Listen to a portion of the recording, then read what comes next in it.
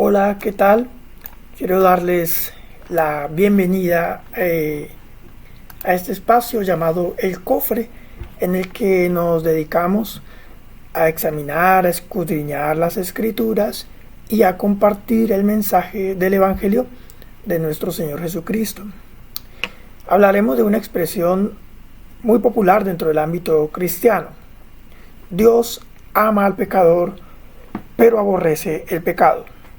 Es importante para nosotros, como creyentes, evaluar todas las palabras, teorías, doctrinas y pensamientos a la luz de las Escrituras, porque muchas veces el lenguaje nos permite hablar de una forma ambigua o expresar ideas que tienen apariencia de verdad, pero es solo eso, apariencia.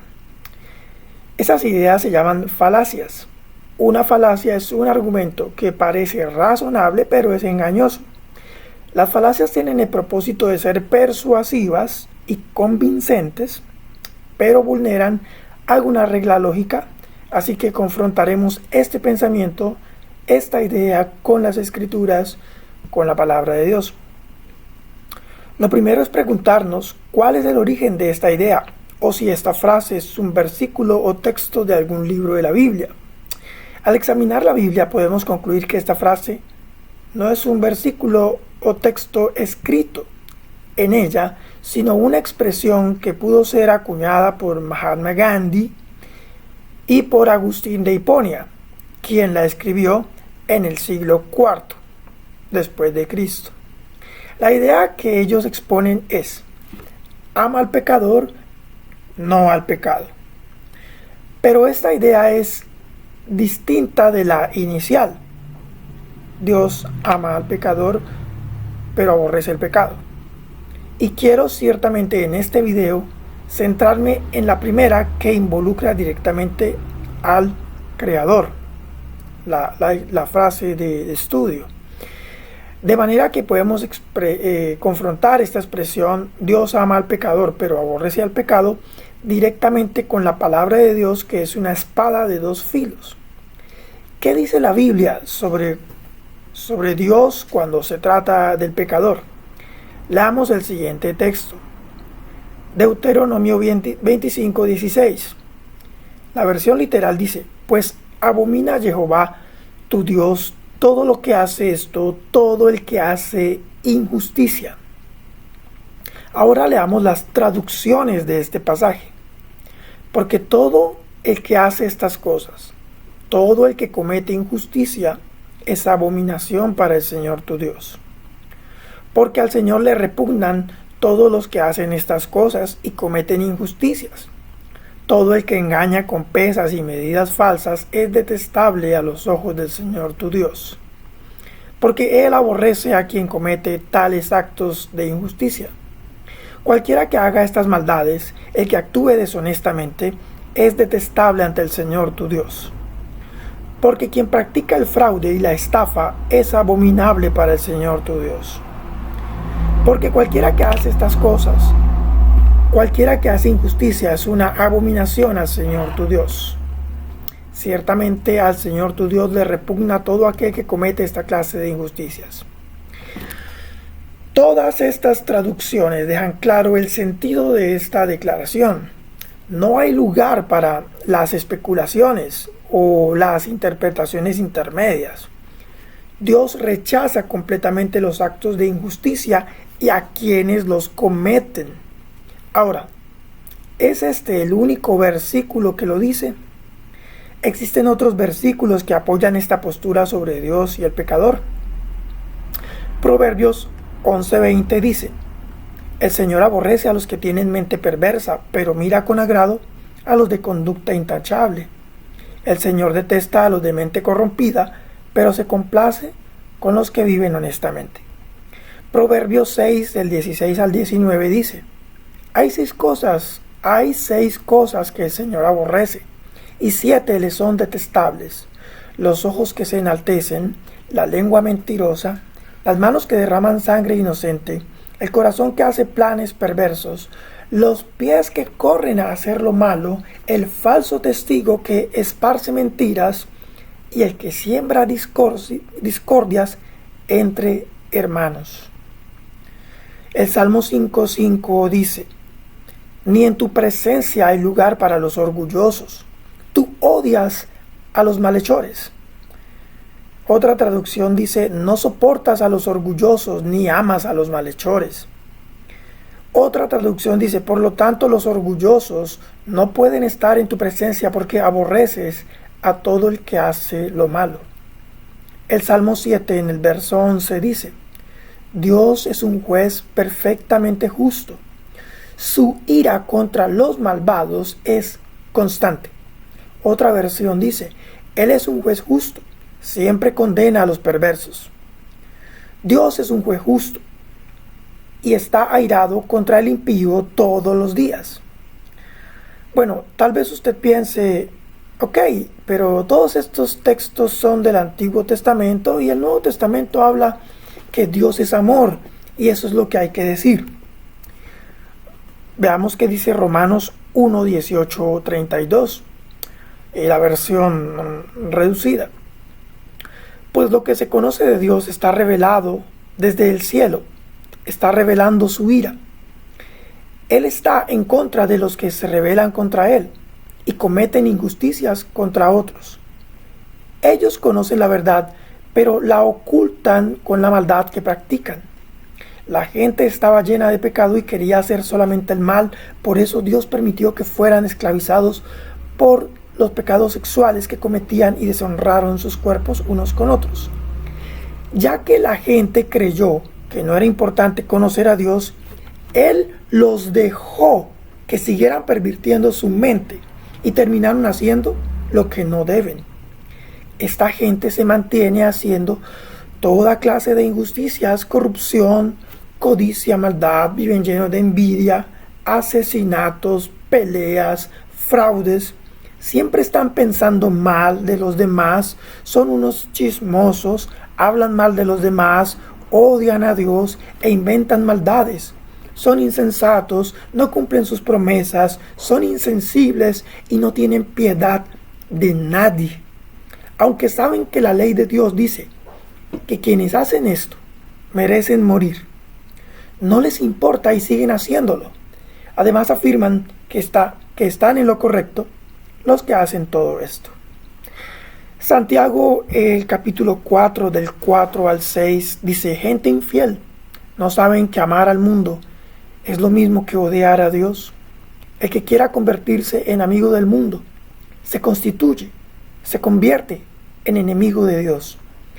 Creen que es en vano lo que dice la Escritura, pues da a entender que el espíritu humano que Él puso en nosotros tiende hacia los malos deseos.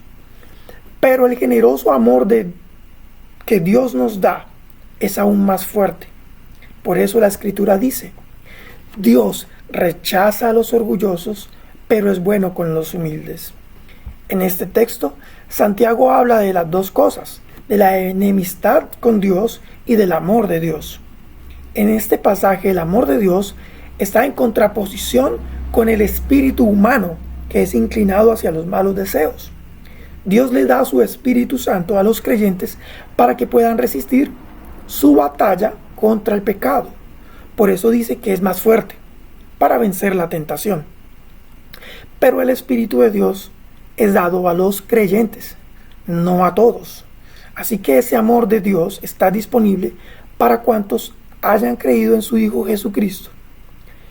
Y luego complementa con un texto contundente: Dios rechaza a los orgullosos, pero es bueno con los humildes. El Apocalipsis capítulo 6 del 15 al 17 dice: los reyes de la tierra y los grandes, los ricos, los capitanes, los poderosos, todo siervo, todo libre, se escondieron en las cuevas y en las peñas de los montes, y decían a los montes y a las peñas: caigan sobre nosotros, escóndannos del rostro de aquel que está sentado sobre el trono y de la ira del Cordero, porque el gran día de su ira ha llegado, y ¿quién podrá sostenerse en pie? En este texto las personas huyen de un Dios airado. ¿Acaso Dios ha cambiado? ¿Es el Todopoderoso solo un Dios de amor?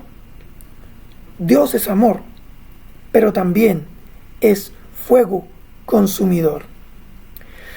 Cuando afirmamos que Dios ama al pecador, sin escudriñar las Escrituras, corremos el riesgo de decir algo que tiene la apariencia de verdad, pero no lo es una falacia. Y esta frase, Dios ama al pecador pero aborrece el pecado, es prueba de ese error inducido. ¿Cuál es el error? Si decimos que Dios ama a todos los pecadores, si decimos que Dios ama a todos los pecadores, vamos en contra de lo que expresan las Escrituras. Ahora, aclaremos algo.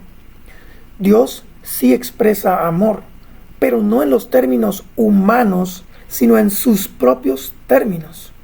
Para dar claridad a la aparente oposición que pueda encontrarse en la Biblia, debemos diferenciar entre aquellos que viven en, por, de él y para el pecado, de los que han sido regenerados y que le han plantado batalla. Expliquémoslo con un ejemplo. Para estafar con moneda falsa, se necesita de alguien que tenga la idea de falsificar, haga el trabajo de entender cómo es el dinero real, imitarlo y trabajar en imprimirlo, invirtiendo en esa obra tiempo y detalle, con el propósito de estafar. Y para hacer esto, esa persona sabe cuál es el billete verdadero y cómo adulterarlo para su beneficio. Luego, deliberadamente, con toda intención, lo pone a circular. Sus billetes falsos fueron toda una obra que demandó tiempo, ingenio, recursos y la decisión para llevarlo a cabo. Porque abominación es a Jehová tu Dios, cualquiera que hace esto y cualquiera que hace injusticia. Así que para concluir, digamos que la expresión Dios ama al pecador, pero aborrece el pecado, no es bíblica. Básicamente porque solo dice la mitad de la verdad. Y media verdad es una mentira entera. Además, se deduce de ella que no importa lo que hagan las personas, Dios las ama. Esta frase es hoy en día muy popular por dos razones. Primero, le permite a los creyentes hablar del amor de Dios a cualquier público sin ser rechazado, pues suena bien. Esto al fin no es malo en sí mismo, pues Dios sí ama a los pecadores, pero a los pecadores que han sido regenerados por la palabra. Los oyentes, la segunda razón es que los oyentes a quienes se les predica con este mensaje, involucrados en pecados y perversidades, no se sienten condenados u ofendidos. Esta frase les da un poco de complacencia consigo mismos y no estorba sus conciencias. Les da la falsa sensación de que de cualquier forma Dios les acepta y les comprende, entre comillas. Y lo que ocurrirá es que estarán amontonando fuego e ira para el día del Señor. Y después de todo esto, ¿cómo este texto se aplica a nuestras vidas? ¿Cuál es el mensaje correcto? Dios resiste a los soberbios, pero da gracia a los humildes. Dios amó a Jacob, pero aborreció a Esaú. Porque de tal manera amó Dios al mundo, que ha dado a su Hijo unigénito para que todo aquel que en él cree no se pierda, mas tenga vida eterna. Porque no envió Dios a su Hijo al mundo para condenar al mundo, sino para que el mundo sea salvo por él. El que cree no es condenado, pero el que no cree ya ha sido condenado, porque no ha creído en el nombre del unigénito Hijo de Dios. Y esta es la condenación, que la luz vino al mundo, y los hombres amaron más las tinieblas que la luz, porque sus obras eran malas. Porque todo aquel que hace lo malo aborrece la luz, y no viene a la luz para que sus obras sean reprendidas. Mas el que practica la verdad viene a la luz para que sea manifiesto que sus obras son hechas en Dios. Dios ama al pecador lavado, regenerado, perdonado, justificado, cuya alma ha sido emblanquecida por el sacrificio de Cristo el Señor.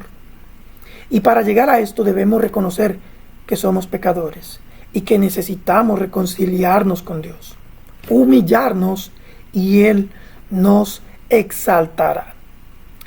Volveremos, por supuesto, para ampliar este tema en otra oportunidad.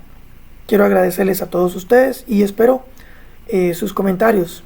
Estaré muy atento a ellos. Muchas gracias por estar aquí. Dios les pague y que el Señor les bendiga.